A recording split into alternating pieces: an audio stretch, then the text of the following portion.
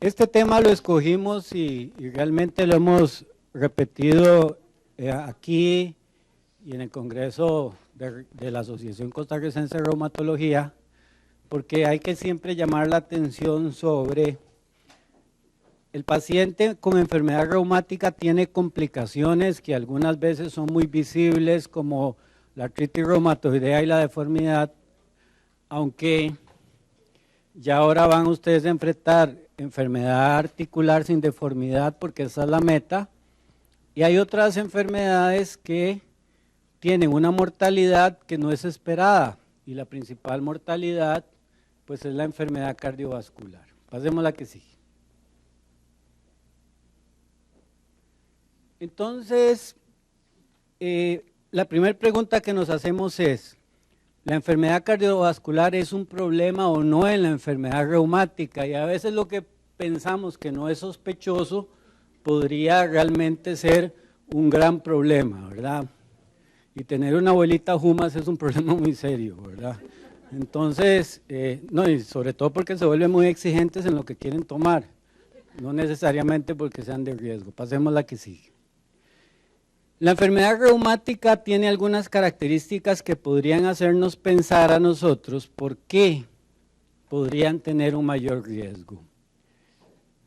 Hay un factor ambiental y ahora que comentábamos con una colega, el factor ambiental puede inducir cambios en nuestros genes. Muchas veces enseñábamos, hay un factor de riesgo que es genético, inclusive hay un HLA-X que se relaciona con cierta enfermedad. Pero también se ha visto que hay genes que cambian de acuerdo a su interacción con el ambiente y lo que generan es una disfunción del sistema inmunológico. Esa disfunción del sistema inmunológico puede hacer que nosotros nos volvamos el antígeno. Ahora que el doctor planteaba lo de la fiebre y la enfermedad reumática, yo siempre le digo a mis pacientes, imagínese que usted tiene una gripe, pero el bicho es usted. Y ahí es por la razón por la cual el paciente tiene un cuadro infeccioso, pseudoinfeccioso, ¿verdad? Fiebre, malestar general y evidentemente inflamación. Y esa inflamación es la que causa los daños. En algunos casos en un órgano específico, una espondilitis anquilosante, que pueden causar inflamación, sobre todo articulaciones sacroiliacas, articulaciones periféricas, entesitis o una artritis reumatoidea. O muchos órganos a la vez, como el lupus, o la vasculitis, que es una de las condiciones en las cuales vemos esas catástrofes multisistémicas. Pasemos a la que sigue. Entonces, en la enfermedad reumática hay una activación de las células del sistema inmunológico y están coordinadas, o ese elemento de ataque, por ciertas sustancias que se han convertido en los objetivos terapéuticos, que son las interleuquinas. Tradicionalmente se ha pensado que esas interleuquinas dañan solo estructuras X, sobre todo articulaciones, por eso vemos que cuando hablamos de reuma hablamos de dolor. Cuando el paciente me dice, cuando uno le dice, tiene esclerosis sistémica, eso es un reuma, y entonces uno le tiene que explicar al paciente que reuma no solo es dolor articular. Perdón. Es que uno le dice a las novias dónde está o no, dónde no está, pero no le habla a los congresos, pero bueno, ahí se me olvidó esta vez. Pasemos a la que sigue. ¿Por qué un paciente con enfermedad reumática entonces va a tener una manifestación articular? Bueno, porque tiene inflamación, porque la enfermedad puede causar afección vascular, porque puede haber trastornos metabólicos, porque muchos de los pacientes por mucho tiempo no les modificábamos los factores de riesgo cardiovascular y en algunos casos porque insistimos en algunas terapéuticas que podrían expresar mayor riesgo cardiovascular. Pasemos a la que sigue.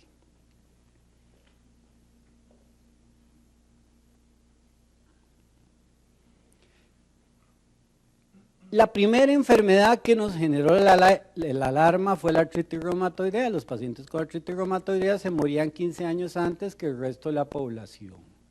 Eso es importante, si nuestra suegra tiene artritis reumatoidea, Pero si no son nuestros pacientes, decirles que van a morirse 15 años antes, eso es un problema. Y eso realmente era la meta que tenemos que cambiarle al paciente con enfermedad reumática en general.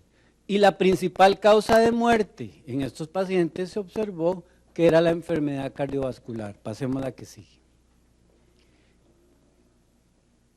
E inclusive esa mortalidad de los pacientes, en el caso de la artritis reumatoidea, era independiente de otros factores de riesgo que tienen o que son equivalentes cardiovasculares, como por ejemplo ser diabético. Impacta la enfermedad directamente sobre los factores de riesgo que ya tenemos. Pasemos a la que sigue. La gota, que el doctor Contreras algo ha mencionado, y sobre todo cuando él hace referencia de que la hiperuricemia no solo es una condición que hay que evaluarla en el contexto de una enfermedad articular, sino que la gota tiene una mortalidad cardiovascular e inclusive la hiperuricemia solita ya es un factor de riesgo. De que si la hiperuricemia o la elevación de ácido úrico es una consecuencia del daño endotelial o si la hiperuricemia causa daño endotelial es lo que no se ha podido dilucidar, pero de que los pacientes gotosos son un ejemplo claro de enfermedad cardiovascular en una enfermedad reumática, tal vez podría ser el primer ejemplo de todos los que hemos mencionado. La que sigue. Y una cosa importante es que uno dice, bueno, es que los pacientes con artritis son pacientes adultos mayores, o los de la artritis psoriásica. Los espondilíticos son más jóvenes y tal vez sería que arrastran los factores de riesgo. Lo que se ha observado es que el riesgo cardiovascular se expresa a partir del diagnóstico.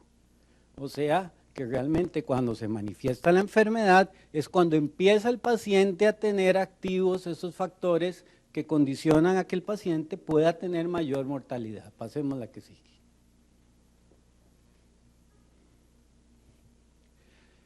Hay enfermedades como el lupus donde se han detectado algunos factores que son más prevalentes que otros. Por ejemplo, los lúpicos son más hipertensos, tienen una prevalencia importante de diabetes independientemente de que les usemos esteroides o no, porque no crean, ya lupus no es equivalencia a esteroides. Hace poquito estuve yo en una reunión sobre lupus y una de las metas del lupus es no darles esteroides en algún momento de la vida. O sea, es una meta importante que hay que marcarse en el paciente. Pero son hipertensos, tienen más riesgo de diabetes, tienen una dislipidemia muy típica y eso puede condicionar, además de la enfermedad, mayor riesgo. Pasemos a la que sigue.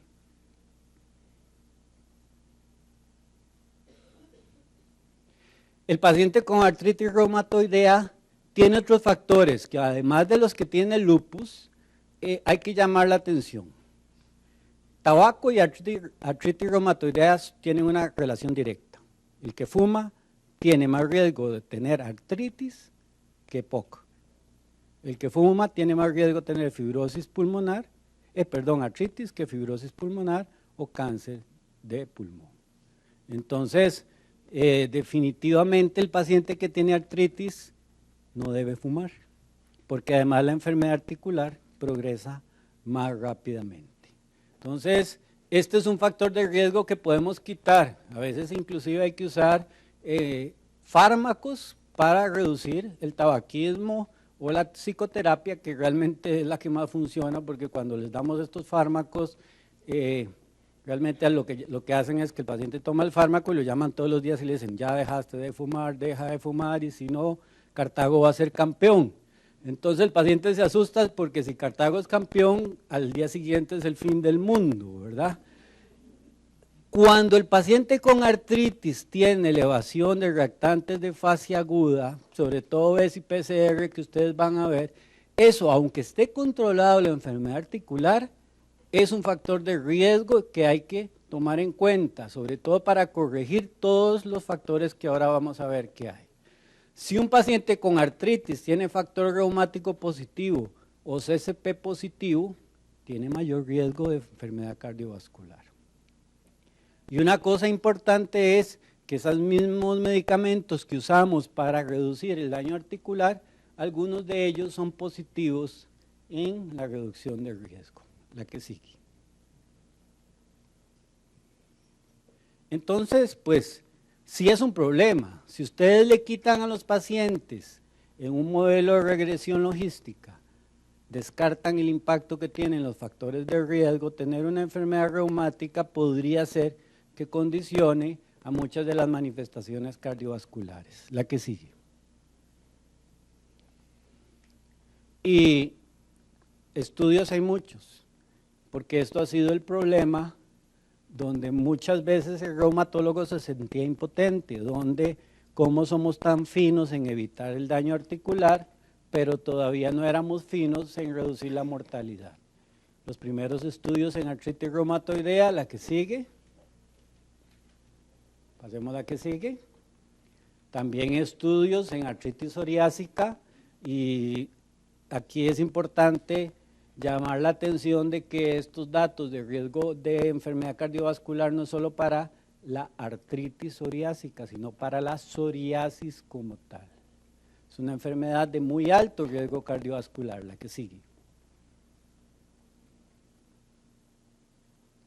Ahí nos quedó pegada, la que sigue.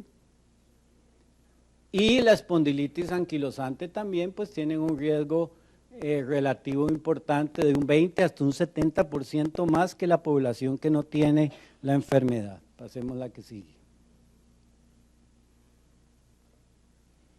Entonces, en general, pues todos los pacientes, si juntamos las enfermedades reumatológicas, incluyendo la misma artrosis, que uno dice no es tan inflamatoria, bueno, mañana vamos a ver que eso no es tan cierto, hasta la mortalidad es hasta de un 60%, pero el riesgo relativo anda desde 3 para enfermedad cardiovascular, enfermedad cardiopatía isquémica e insuficiencia cardíaca. Entonces, necesariamente ustedes como médicos que tal vez no abordan la enfermedad como tal, tienen un papel fundamental en el impacto o en la reducción de esa mortalidad, porque tienen que vigilar algunos otros elementos que podría ser que no todos los reumatólogos los abordemos, como por ejemplo la modificación de los factores de riesgo. Pasemos a la que sigue. ¿Qué impacto tienen los factores de riesgo? Y esto también es importante tomarlo en cuenta. Pasemos a la que sigue. Todas las enfermedades reumatológicas en general tienen en mayor o menor medida alguno de todos los factores clásicos de riesgo cardiovascular, que fumen o que sean hipertensos, dislipidémicos y obesos. Obviamente, como les decía, la gota es una de las más famosas, e inclusive en la actualidad algunos plantean que la gota no es una enfermedad que haya que tratar en los episodios, sino que es una enfermedad que hay que tratar como la artritis reumatoidea, con tratamiento permanente y consistente. ¿Por qué? Porque es una condición que no solo depende de los niveles de ácido úrico. Y ahora que ustedes mencionaban, bueno, vamos a hablar más de gota, pero que el frío, que el calor o que no. Bueno, es que no es solo eso, es una tendencia endógena a reconocer a un cristal como un elemento extraño. Por eso es que, como decía el doctor Contreras, de 100 hiperuricémicos solo el 12% hacen gota, o que hay que tener un nivel de saturación importante. Pero bueno, estos pacientes tienen factores de riesgo asociados importantes y por eso tienen una mortalidad cardiovascular que a veces obviamos. Bueno, ay no, está bien, no me hizo el tofo, no tiene muchos tofos. Se murió de infarto, no fue donde el cardiólogo, no. Es que la medicina es una condición integral, donde no podemos ver a los pacientes segmentadamente, y esto nos lo enseñaron todo este montón de enfermedades, llamando la atención también la polimialgia reumática en el adulto mayor, que tal vez es una de las enfermedades donde más mortalidad cardiovascular tiene en el otro extremo. ¿Por qué? Porque la enfermedad reumática no es una enfermedad de adulto mayor. Es una enfermedad que se distribuye en todos los grupos de población. Y a mí a veces me llama la atención cuando me dicen es que me dijeron que yo no podía tener artritis reumatoidea porque es muy joven. No, al contrario, por ser joven tiene mayor riesgo, ¿verdad? Y esos pacientes entonces se mueren jóvenes.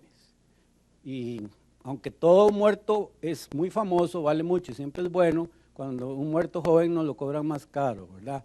En el sentido de que el impacto que tenemos, y obviamente el impacto que el paciente tiene, aunque siempre dicen que el que se muere va a mejor vida, pero bueno, uno no lo sabe, el impacto es grande. O sea, una persona joven en todo su entorno tiene un factor que no es lo mismo cuando el paciente que tiene una osteoartritis a los 85 años se muere de un infarto, y tal vez también podríamos prevenirlo si evaluamos esto que les estamos mencionando, la que sigue. Entonces, pues, todos estos factores de riesgo se juntan en los pacientes con enfermedad reumática, no solo los tradicionales, sino algunos elementos muy interesantes que tiene la enfermedad inflamatoria. Pasemos a la que sigue. Una cosa importante, cuando ustedes tienen un paciente con enfermedad reumática, ya per se tiene un factor de riesgo, ya lo hemos estado sospechando. Pero si ese paciente les dice que el papá se murió de un infarto, que el abuelo se murió de un infarto, o que la tía se murió de un infarto, la carga o la probabilidad de que ese paciente fallezca de un infarto es significativamente alta. O sea que además hay una tendencia genética que solo por tener la enfermedad reumática impacta y es fundamental, y todo lo que sea factor de riesgo van a tener que quitarlo. Porque parece ser que el paciente reumático que se infarta tiene un comportamiento del sistema inmunológico que lo replica en el vaso sanguíneo. Y eso es lo que genera el mayor riesgo cardiovascular. Pasemos a la que sigue. Les quitamos el tabaco y siempre insisto, estas fotos actualmente ya no las podemos subir, ¿verdad? Y esto es una tontería, pero bueno, uno nunca sabe, ¿verdad? Cuando estos chiquillos tienen panza de birra. El peso. Los extremos son negativos en el riesgo cardiovascular del paciente con enfermedad reumática. Hay un fenómeno en la artritis reumatoidea que se llama la caquexia reumática, y es que cuando diagnosticamos la artritis empiezan a perder peso y a perder peso, además de la progresión de la enfermedad articular. Y eso se relaciona también directamente en una mayor incidencia de infarto. Y evidentemente el paciente obeso tiene una prevalencia mayor también de enfermedad cardiovascular, y si la obesidad es centrípeta, pues la circunferencia abdominal está aumentada y hay mayor grasa visceral, pues el riesgo, como cualquier otro paciente, aumenta. A veces le decimos a los pacientes con artritis no haga ejercicio porque se lesionan las articulaciones, y eso no es cierto. El sistema inmunológico nada le importa si hacemos o no ejercicio. En la actualidad hay metas de manejo de la artritis reumatoidea, y una de ellas es la mayor capacidad funcional posible. O sea, si un paciente hacía ejercicio, tenemos que garantizarle la posibilidad con los tratamientos que hay, que lo mantengan, y que se mantengan en el intermedio de esa relación peso-talla. Cuando uno diagnostica, por ejemplo, una artritis reumatoidea, después del diagnóstico vean lo que aumenta el riesgo de hipertensión. Entonces viene el otro concepto. No se palanganeen con pacientes que tienen manifestaciones articulares, sobre todo con tendencia a la simetría. De hecho, hay criterios de la Liga Europea de Reumatología donde habla de que de acuerdo al número de articulaciones, si hay simetría o no, ya se puede hacer un diagnóstico de artritis temprana sin esperar los criterios del Colegio Americano, donde decía que hay que estar deformado para tener artritis reumatoidea. Ya eso ha cambiado. ¿Por qué? Porque si yo hago un diagnóstico temprano, no solo salvo las articulaciones, sino que modifico el riesgo cardiovascular. Entonces, darle un poquito de AINES, darle un poquito de esteroides, me lo voy a esperar, es que me da pena mandárselo al reumatólogo. No. Hay criterios de referencia de artritis temprana. Acabamos de hacer las guías de manejo de artritis reumatoidea, y una de las cosas que planteamos es ¿Qué tiene que hacer un médico no reumatólogo para referir una artritis temprana? Y un paciente que le duelan las manos, que esté asimétrico, que tenga una prueba de exprimido positivo, ya eso es suficiente para que él deba ser evaluado como una probable artritis reumatoidea temprana. Ya después, como dijo el doctor Monge, ellos verán si lo es o no lo es. Y en esta medicina actual no se trata de egos, se trata de resultados.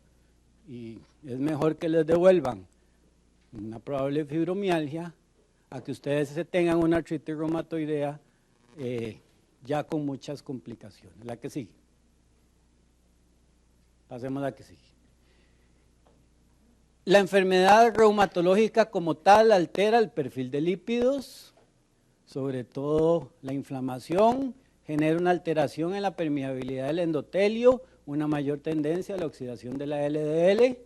Algunos pacientes tienen reducciones del HDL, otros más bien elevan el HDL, pero igual que el alcohol, elevan el HDL, pero esa fracción del HDL que podría tener más bien un efecto aterogénico.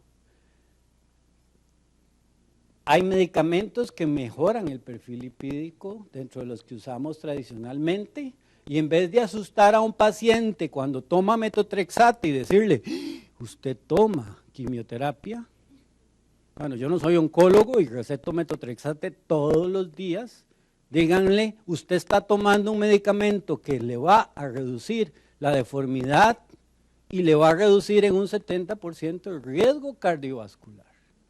Eso es lo que está haciendo un medicamento como estos. Y la semana pasada estaba en una reunión importante sobre el lupus y resulta que dentro de todos los medicamentos famosos nuevos que existen, nada supera el plaquinol, no solo para prevenir lesiones a órganos, sino porque es el medicamento que mejor impacta en el riesgo cardiovascular de los pacientes con lupus. Es el medicamento viejillo que usábamos para la malaria y que no daña los ojos. Bueno, se lo hace, 1 en 1.000.000 de pacientes. En este momento, el doctor Monge, que sacó su papelito y todo lo mide, dijo, tantos, deberían de haber cuántos. En Costa Rica, 4. Y hasta donde yo sé, conozco solo 1. Y eso, hubo mucha duda en que fuera asociado a la hidroxicloroquina. De hecho, la recomendación actual es que un paciente que toma plaquinol, solo si tiene un trastorno ocular, se le manda al oftalmólogo. El oftalmólogo quiere que se lo mandemos a todos, pues mandémoselos a todos una vez al año entonces, ¿verdad? Porque sí tiene un efecto importantísimo. Obviamente, esteroides tienen un riesgo cardiovascular y la ciclosporina, que casi no la usamos, ya son cosas muy específicas, pero cuando las usamos es porque existe un daño sistémico muy importante más que el riesgo cardiovascular. La que sigue. Entonces, bueno, el paciente conforme evoluciona, reduce HDL y aumenta LDL y eso establece el riesgo cardiovascular. Pasemos a la que sigue. Independientemente del sexo, el perfil de lípidos se afecta, ¿verdad? Y en proporciones muy parecidas. Pasemos a la que sigue. Y hay algunas manifestaciones muy específicas, esto aquí no se ve, sin embargo, pues ustedes saben que en esta página tienen las charlas y además pueden tener el video de las charlas, por eso están ahí esas camaritas, ¿verdad? No es que estamos vigilando si el doctor Monge se nos escapó, no, es para que ustedes tengan toda la información asociada. Pasemos a la que sigue. Esto es importante. Resistencia a insulina y diabetes, ¿qué tan frecuente es? Este es otro tour que le pagué yo a otra suegra que tuve yo, recuerden que yo tuve muchas, ¿verdad? Y por eso tuve, ¿verdad? Porque no supo caer bien, había que caer por el otro lado, pero bueno, había que enseñarle primero a ser paracaidista. Pasemos a la que sigue. Independientemente de los criterios que utilicemos para establecer si hay síndrome metabólico, algunos hablan de que ya este concepto habría que cambiarlo, pues lo que sí se ve es que hay una prevalencia entre un 40 y un 50% de la hiperuricemia, hipertensión e inclusive ¿cómo se llama? Resistencia a insulina en general, ¿verdad? y evidentemente hasta un 50%, sobre todo valorando lupus, ya diabetes mellitus, ya con todos los criterios establecidos. Pasemos a la que sigue.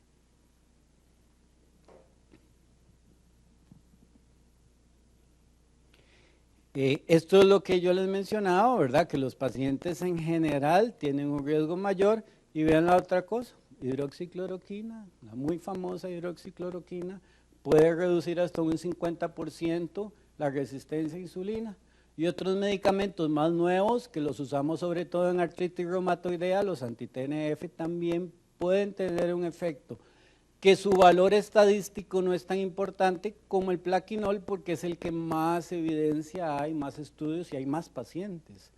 Los pacientes que reciben anticuerpos monoclonales en general son más o menos un 3%, mientras que los pacientes que usan hidroxicloroquina, por ejemplo en lupus y artritis reumatoidea, haciendo los ejemplos de las enfermedades más frecuentes, son casi el 100%. E inclusive los pacientes que los usamos anti-TNF, les dejamos el plaquinol solo por ese efecto positivo en la parte cardiovascular. Pasemos a la que sigue.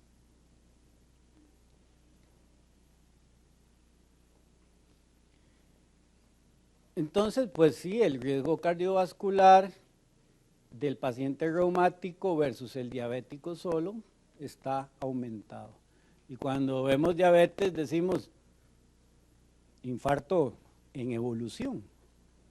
Y es más, yo creo que ahora la diabetes nos asusta más o por la enfermedad cardiovascular que inclusive por la misma nefropatía.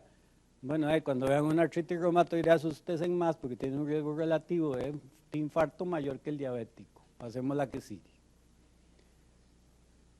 Y la inflamación activa la coagulación. Y tal vez para ir adelantando algunas cosas, ¿verdad? Porque hay que ir a ver a Moisés. Recuerden que la cascada de la coagulación tiene factores, que algunos son daño endotelial, ya vimos que la lipidemia es un factor, pero además la activación del sistema del complemento, la activación de inmunocomplejos pueden generar tendencia a la trombosis. ¿Qué quiero decir con esto? Que muchos de estos pacientes hacen trombos con evaluaciones vasculares normales. Entonces, esto es importante llamar la atención. Y no nos hacen solo evento cardiovascular, sino evento cerebrovascular e inclusive isquemia en miembros inferiores. Pasemos la que sigue.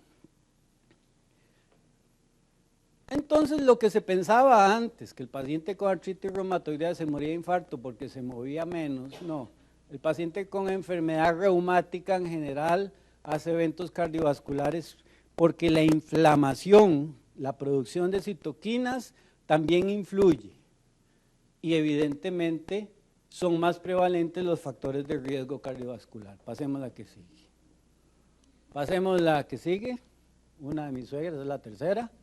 Entonces, en algún momento hablamos de paciente con lupus que tiene un VDRL positivo y hace un taponamiento cardíaco. Y eso es curioso, ya casi no se ve.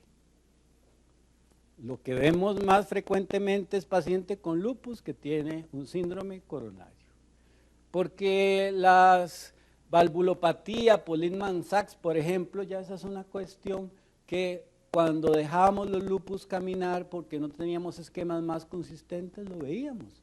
Y ahora vemos más esta enfermedad coronaria, que es la que nos quita a los pacientes y se los lleva, como les digo, yo no sé si a mejor vida, depende cómo se porte el paciente, pero ese no es nuestro problema, ¿verdad? Y lo que pensamos que le ocurre a la articulación, sobre todo a la artritis reumatoidea, es exactamente lo mismo que le ocurre al endotelio. De hecho, cuando se toma una muestra de tejido endotelial, se observa que hay un infiltrado inflamatorio idéntico al que observamos en una articulación reumatoide. Inclusive, en el paciente con lupus que tiene enfermedad articular, se ve lo mismo que vemos a nivel vascular. De hecho, si uno toma una muestra de tejido articular en una artropatía lúpica pura, no la podemos diferenciar de una artritis reumatoidea. Antes nos decían lo contrario. Y tienen patrones muy parecidos. Pero tal vez lo más importante es eso, que es que la inflamación no era tan exclusiva. Y ya no podemos decir que la artritis reumatoidea es una enfermedad de las articulaciones. La artritis reumatoidea es una enfermedad sistémica cuya principal manifestación es la enfermedad articular, pero es sistémica. Da anemia, da enfermedad coronaria y se mueren por eso. Y obviamente hay otras enfermedades que son más floridas, como el lupus o el BSET, por ejemplo, que son vasculitis. Pasemos la que sigue. Entonces, pues sí, esos elementos inflamatorios son los que están causando daño endotelial y trombosis. Pasemos la que sigue. Ya esto lo mencionamos, pasemos la que sigue. Es decir, hay otra enfermedad donde hay disfunción del endotelio, diferente a la diabetes, diferente a la hipertensión, y es la enfermedad inflamatoria sistémica, la que sigue. Y otra cosa curiosa, yo me recuerdo en las clases de farmacología, es más, me recuerdo en mis clases de fisiología que la parte de cardiovascular me la daba mi papá, y a él le encantaba el sistema renina-angiotensina-aldosterona. Y cuando uno le empieza a tener resentimiento a los padres, en mi caso fue por eso, porque yo decía, pero ¿por qué me enseña eso, verdad? En cardiovascular aprendimos el sistema renina-angiotensina y nos hablaban del impacto que tiene, sobre todo en la génesis de la hipertensión, e inclusive de la resistencia a insulina. El sistema renina-angiotensina es un elemento proinflamatorio importantísimo. Pasemos la que sigue. Y se ha visto que no solo se relaciona con la génesis de hipertensión, sino la génesis de trombosis, y que el utilizar bloqueadores del sistema renina-angiotensina-aldosterona mejoran en forma importante el pronóstico de los pacientes. Por ejemplo, en lupus es fundamental. En esclerosis sistémica es fundamental el bloquear el sistema renina-angiotensina-aldosterona. Reducimos en forma importante esa cosa que mata a los pacientes con enfermedades reumáticas. Pasemos la que sigue. Otra, es que me quedó ahí repetida, la que sigue, para que no se les olvide. ¿Y cómo sería? La idea es que lo prevengan, por eso el cuadro clínico se los puse de último. ¿Cómo sería si ustedes los dejan caminar? ¿Cómo sería si ustedes no van a modificar los factores de riesgo? Pasemos lo que sigue. La gran mayoría de los pacientes no nos avisan. Hay un porcentaje, obviamente, que nos va a dar angina, pero la gran mayoría de los pacientes no nos van a avisar. Es como el diabético. Entonces, por eso es que hay que intervenir. Si el reumatólogo que está viendo su paciente tiene muy bonitas las articulaciones, pero ustedes encuentran elementos que van a modificar, lo deben de hacer. Y como ya les mencioné, no hay nada que puedan o que ustedes usen en la enfermedad de la hipertensión o la diabetes que vaya a causarle algún problema al paciente reumático. Para nada. Se pueden usar el esquema del hipolipemiante o el esquema antihipertensivo o inclusive la insulina o toda esta gran gama de medicamentos que disminuyen la resistencia a insulina para tratar a sus pacientes. No decir, uy, tiene lupus, pero es que no sé qué darle si es diabético. No, más bien sobra qué darle. El problema sería dudar en qué hacer. Pasemos la que sigue. Esto es lo que les mencionaba, no avisa al paciente con enfermedad reumática. Pasemos la que sigue. La que sigue, por favor. Y el problema es que si se les infarta, la gran mayoría se muere en los primeros 30 días, ¿verdad? Eso me hace gracia porque es como 3 días antes de morirse, aquel dicho, ¿verdad? Bueno, son los 30 días, hay una mortalidad importante el primer mes después de que ocurre, y si ocurre tiene una posibilidad importante de que vuelva a ocurrir. Pasemos la que sigue. Eso se los mencioné, pasemos la que sigue. Por lo menos ya aprendieron una cosa, y es, pasemos la que sigue. Hay cosas importantes. Si ustedes tienen un paciente con artritis reumatoidea y les llega por primera vez y les dice, tengo un año de tener la artritis, ya después del año el riesgo se multiplica significativamente y ahí va aumentando con respecto al tiempo de evolución. Por eso es importante diagnosticar la artritis rápidamente, porque rápidamente podemos corregir los factores de riesgo. Pasemos la que sigue. La insuficiencia cardíaca, aunque es una manifestación de la paciente con enfermedad reumática, es más tardía. ¿La que sigue? Y la muerte, pues la muerte cardiovascular es significativa. Y eso es importante porque ya no estamos solo hablando de que, bueno, nos dio un infarto, pero los cardiólogos son muy buenos. Claro que sí, son muy buenos. Pero es que estos pacientes, aún con las medidas terapéuticas tradicionales o las más intensivas, tienen una mortalidad importante. Pasemos la que sigue. Y vean que, aunque el riesgo relativo aumenta, pues la mortalidad es tal vez lo que más impacta, y bueno, el lupus en eso es la tradicional, sobre todo porque el lupus no solo genera inflamación sistémica, sino que genera daño en órganos que pueden todavía multiplicar el riesgo cardiovascular. Por ejemplo, el riñón. Pasemos la que sigue. La que sigue, simplemente para otra, lo multiplico por 3. Estos son los factores de riesgo cardiovascular más famosos. Pasemos la que sigue. Y lo que se dice, yo no sé, pues te quedó ahí pegada, pero lo que se dice es que un paciente que tiene enfermedad reumática, cualquiera de estos factores de riesgo, si lo multiplican por 1.5, de acuerdo al número que tengan, les establece el riesgo relativo. O sea, si este paciente, qué sé yo, tuviera dislipidemia, hipertensión y fuma, son 3 por 1.5. Entonces, imagínense ya solo esa triadita y tener enfermedad cardiovascular, ese paciente es un coagulito ambulante, ¿verdad? Pasemos la que sigue. Eso es lo que establece la Liga Europea de Reumatología para establecer la probabilidad de riesgo. La que sigue.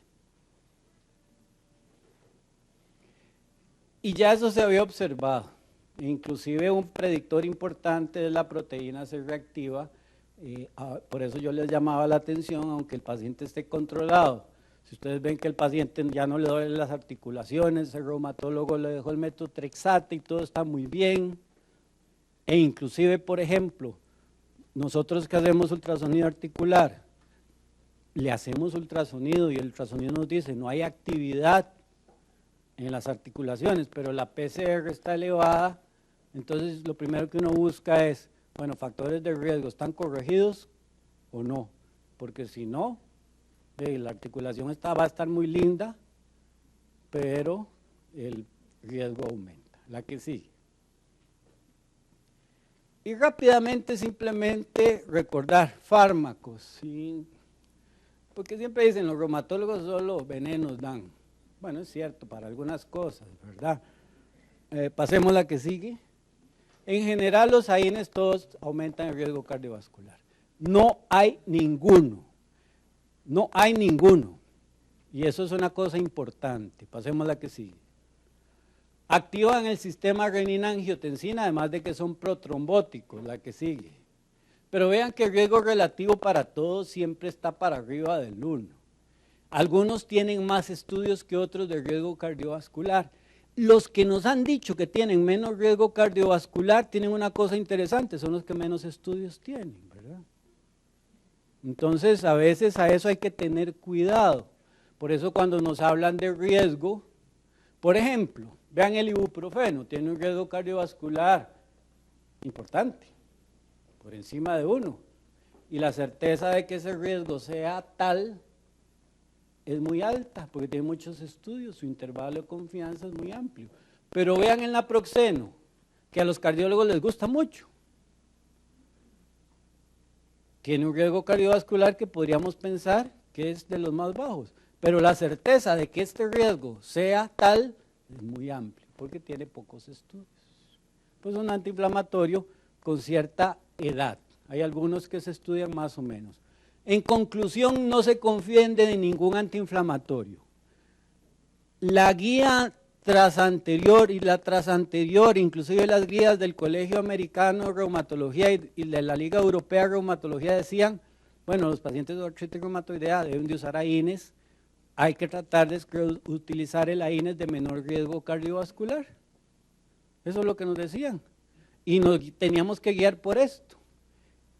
Hoy lo que nos dicen es, los AINES en enfermedad articular inflamatoria crónica se usan por temporadas, solo cuando hay crisis, y se deben de tratar de quitar lo más rápido posible cualquier antiinflamatorio.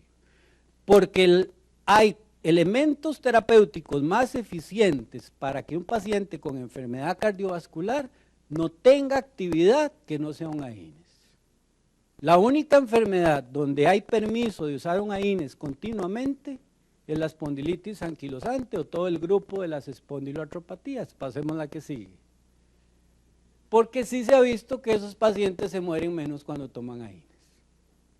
Y además, en las espondiloartropatías, donde está la artritis psoriásica, la espondilitis anquilosante, toda la artritis reactiva, esos pacientes el AINES evita la progresión de la enfermedad y controla la inflamación que induce el riesgo cardiovascular. La que sigue.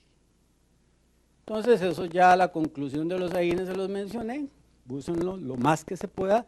Entonces, cuando a mí me preguntan cuál es el mejor AINES, el que sea más rápido, más efectivo y que pueda quitarlo más rápidamente.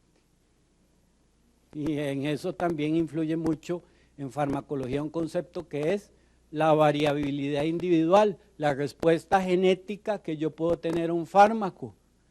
Y desgraciadamente eso no lo podemos hacer todos los días, lo vemos en nuestra experiencia y lo vemos en cada paciente.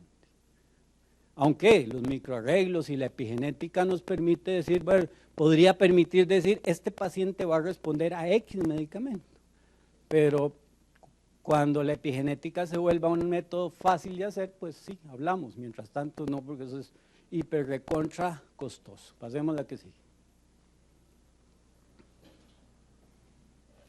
La que sigue. Los asteroides, como dicen mis pacientes, pues tienen un riesgo cardiovascular por muchos mecanismos, activan el sistema simpático por muchos mecanismos, generan trastornos lipídicos, estimulan la producción de receptores de la adrenalina, y entonces pues evidentemente también con los esteroides hemos cambiado. Inclusive yo recuerdo maestros que nos decían, es imposible a una artritis reumatoidea quitarle esteroides. Las metas de tratamiento convencionales dicen que la meta más importante es tener a un paciente con un esquema antirreumático que permita tener 5 miligramos de prednisona, ojalá 0. Claro, yo le doy a un paciente 25 miligramos de prednisona y la pongo a bailar, pero el impacto del riesgo cardiovascular es muy alto.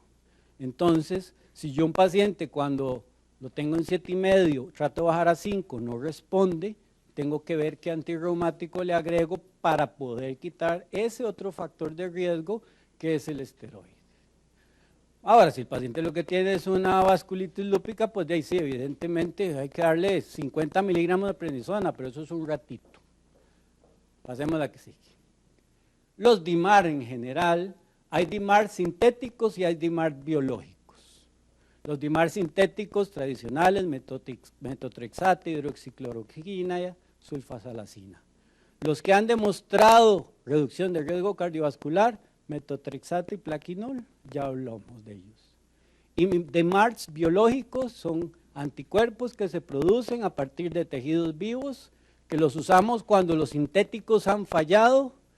Se ha visto que tienen un efecto neutro y algunos de ellos reducen el riesgo cardiovascular. Y ellos van a ser los pivotes para el éxito del tratamiento antirreumático, más las metas que ustedes logren modificando los factores de riesgo que pueden modificar. Presiones arteriales menores de 120/80 o menos. Un perfil lipídico igual que lo que nos piden las guías en los pacientes con diabetes. Que no tengan proteinuria, que tengan índices de masa corporal, ojalá normal o lo menos reducido. O sea, cuando ustedes se enfrenten a un paciente reumático, la mitad del éxito le toca al reumatólogo, usando bien los DMARD. Y la otra mitad probablemente impacta en que ustedes asuman la responsabilidad de que ese paciente tenga todos esos otros motores funcionales, ¿verdad? Entonces, ahora sí, hoy no hay caso clínico. Lo que sí vamos a hacer es, los voy a escuchar preguntitas, porque ya yo terminé, y después de eso, pues vamos a rifar el regalito de hoy. Todos los días vamos a tener regalito al final de la noche. ¿Alguna pregunta? ¿Cómo va Moisés? Yo sé, ya todavía no lo han mandado al destierro, sigue el príncipe. Sí, doctor. ¿Hay un criterio específico que me determine el uso de rituximab, por ejemplo, en el reumatoide, que me determine en qué momento puedo usarlo y si es beneficioso para el paciente al empezar en alguna etapa particular? Claro, déjame el papelito suyo porque hay que ponerle la rifa. El rituximab es un medicamento biológico. El rituximab es un anticuerpo contra las células B. Se ha visto que los pacientes que tienen factor reumático positivo responden mejor a rituximab. Sin embargo, también lo usamos en lupus, doctor. Lo vemos sobre todo en pacientes que tienen trastorno hematológico o nefropatía lúpica.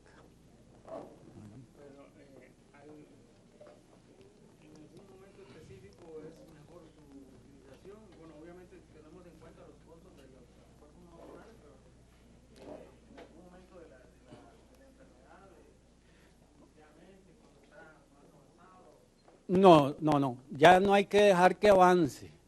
O sea, se dice que usted en 6 meses tiene que saber qué le funciona a un paciente. Y ahí puede ser que usted llegue a la línea de los biológicos. Entonces, cuando usted llega a la línea de los biológicos, saber cuál puede ser de primera línea de todos los biológicos, no se ha demostrado cuál es el mejor de primera línea. Y dentro de esos está el rituximab.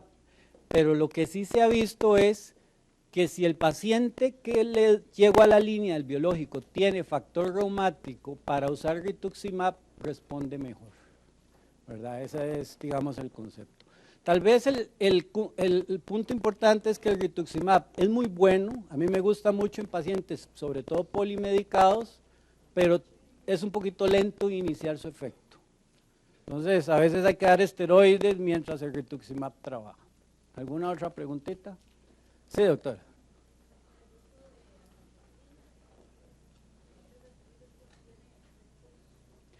Muy bien, la satioprina es un medicamento muy interesante, sobre todo en lupus, en vasculitis. Sin embargo, cuando usamos la satioprina sí tenemos que vigilar más los factores de riesgo cardiovascular, porque la satioprina sí tiene un riesgo relativo alto de riesgo cardiovascular con respecto al resto de los DMARD. Y eso sí es fundamental. Sí, doctor.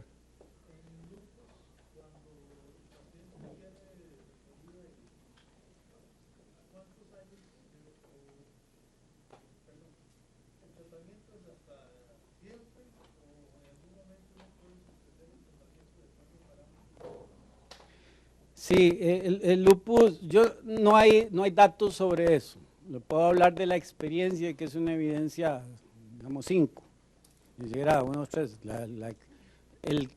Lo que le recomienda un reumatólogo sin datos es evidencia 5. Pero sí se ha visto que la menopausia induce menor actividad, porque el lupus sí es una enfermedad muy estrógeno dependiente, como lo planteaba ahora la doctora. Vemos mucho el lupus reactivarse o aparecer en el embarazo o en el puerperio. Y la menopausia empiezan a comportarse mejor y a veces uno lo que hace es bajar la dosis de la hidroxicloroquina, ¿verdad? Sin embargo, yo siempre les digo, piensen en la hidroxicloroquina como un seguro de vida.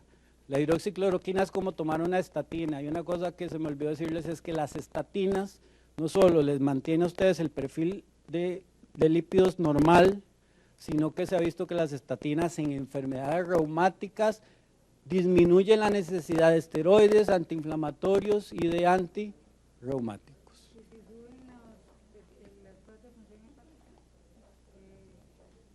El que se relaciona más en eso es metotrexate y leflunomida. Si no se la sube más de 3 veces lo normal, usted puede sostenerlo.